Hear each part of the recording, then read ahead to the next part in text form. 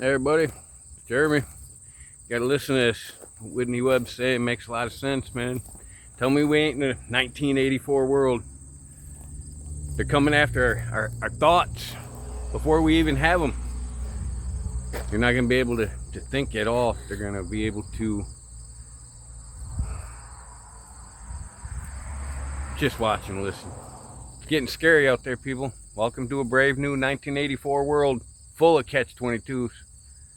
About Palantir, because a lot of people say about mass surveillance, well, I have nothing to hide. But it's not about if you're doing something wrong now or not. It's about an algorithm thinking if you will do something wrong in the future. Because all of our lives are increasingly online. So if they want something on you, they can just harvest it off through, whether it's, Palantir, it ends up in your Palantir database, basically. It's sucked up by the NSA or GCHQ or any of these other agencies.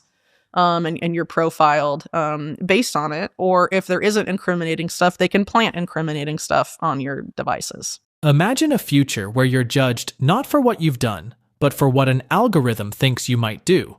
A future where simply existing online creates a permanent file, tracking your behavior, your relationships, even your private conversations, and feeding it into a system that calculates whether you're safe or a threat. That's not science fiction anymore. According to investigative journalist Whitney Webb, this pre-crime world is no longer an idea from a dystopian movie. It's here, and it's tightening its grip on our daily lives.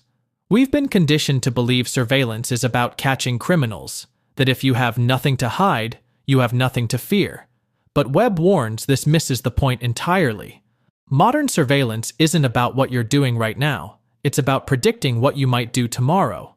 And when the people running those systems decide they want leverage over you, the tools at their disposal go far beyond observation.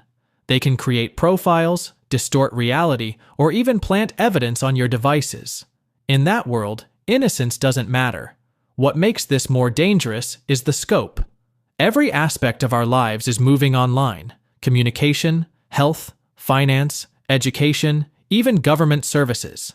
That means everything is harvestable. Everything is trackable, and once inside the databases of companies like Palantir, or intelligence agencies like the NSA and GCHQ, you're just another entry in a sprawling system of control. Webb suggests that the mechanisms of power no longer need middlemen like Jeffrey Epstein to compromise elites.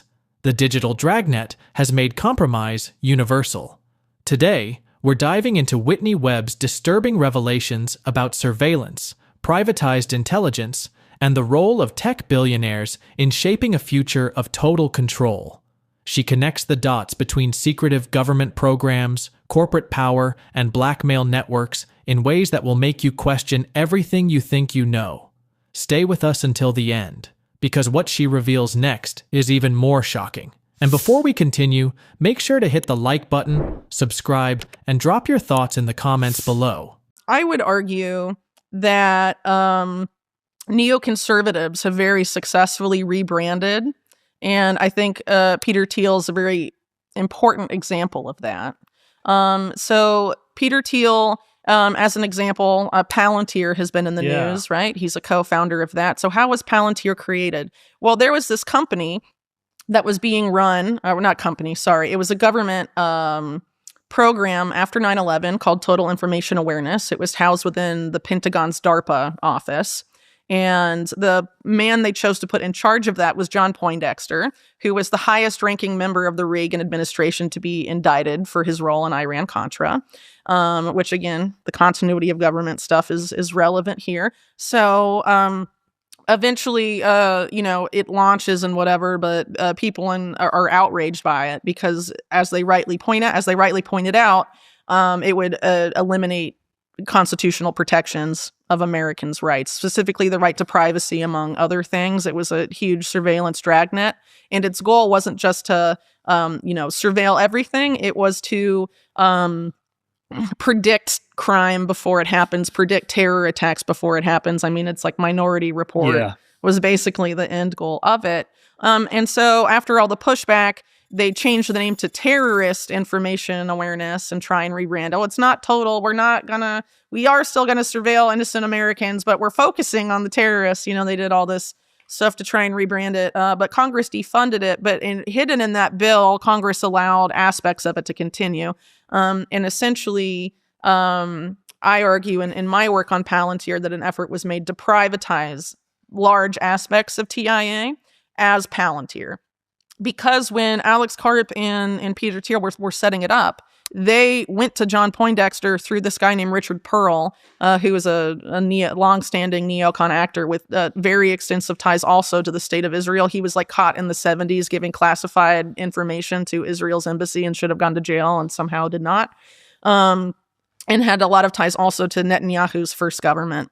And Richard Pearl is the guy that connected Thiel Karp to Poindexter, and they basically wanted to talk to Poindexter because they wanted to recreate total information awareness and saw him as the godfather of modern mass surveillance.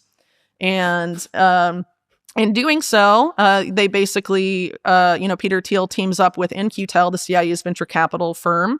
Alex Karp has said on record that the intended clients of Palantir from the beginning was the CIA.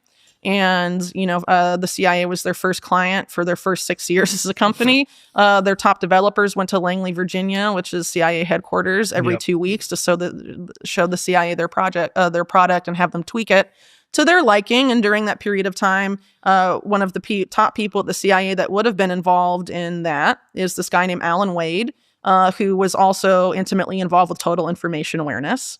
And if you look at how total information awareness was described, its privacy protections, it's exactly the same as the way Palantir sold their stuff later on. So there's an insane amount of overlap. And what's crazy here is that Alan Wade, a few years prior, had created a Homeland Security software program that was also pre-crime-esque and similar to what Palantir ended up doing. It was called Gilead, and he teamed up with Christine Maxwell to do that.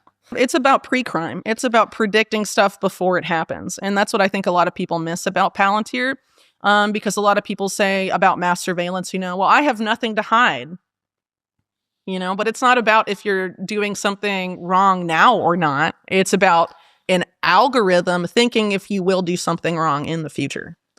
Well, the problem is that pre-crime has been inching along, and actually a lot of people in Epstein world, obviously Peter Thiel and Epstein had a relationship. More came out about this earlier this year after, Thiel kind of tried to minimize his ties a few months earlier.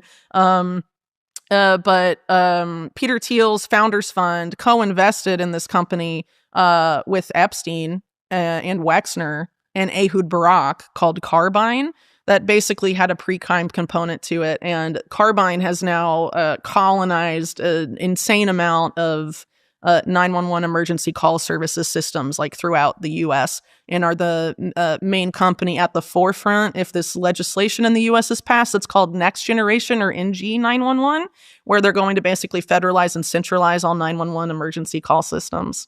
And then when you centralize it, you can just put one company in charge. They've changed the board a lot since the Epstein scandal because Ehud Barak was the chair and there were people on the board that were tied to Epstein, including a woman that he allegedly took to the UK to sort of soften up some US senators whose identity is still unknown before the Iraq war vote. But it's a story for another time. And, some other figures tied to Epstein were on the board, and it would formerly been created by veterans of Israeli intelligence. But now they only have one of the Israeli intelligence co-founders on the board. The others have left to do other things. One of them now works for Eric Prince, I believe. And, they've kind of gone their separate ways, and they've tried to rebrand as a more American-looking company, I guess. I think they added Trump's former head of DHS, Christy Nielsen, I think is her name, to the board, and they have Michael Chertoff, the former one of the early heads of DHS under Bush. So it's like so everything and everyone is captured, and everything is corrupt. Are they really good I think that's kind of a simplification. I think not everything has always been like that. I think this particular group, once they got their hands on power, it's a faction. They've been consolidating control for a long time. And I think the advent of technology, big tech sort of taking over our lives, has really facilitated that. Because the whole conclusion to my book is that why would you take someone like Epstein down? You don't need people like him anymore to compromise people, because all of our lives are increasingly online. So if they want something on you, they can just harvest it off through, whether it's, Palantir, it ends up in your Palantir database. Basically, it's sucked up by the NSA or GCHQ or any of these other agencies. And you're profiled based on it. Or if there isn't incriminating stuff, they can plant incriminating stuff on your devices. So you're screwed either way. If they want to screw you, sure. Yeah. And so it's much easier to consolidate power under those circumstances. Do you think there are... And they elevate people who are compromised to positions of power. How did a guy like Dennis Hastert become Speaker of the House of the United States when it was known that he was a pedophile years before getting to that position? Because they can hold it over his head the whole time.